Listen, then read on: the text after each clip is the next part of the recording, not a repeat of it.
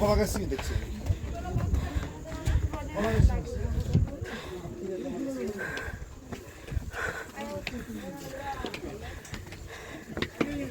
ওই লোকালয় বাইরে মাঠ আছে না, মাঠে হরিণ টরিণ মাঠে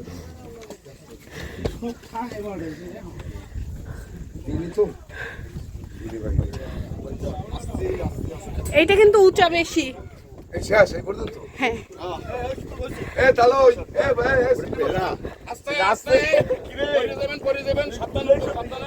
ওইখানে বসার কিছু নাই।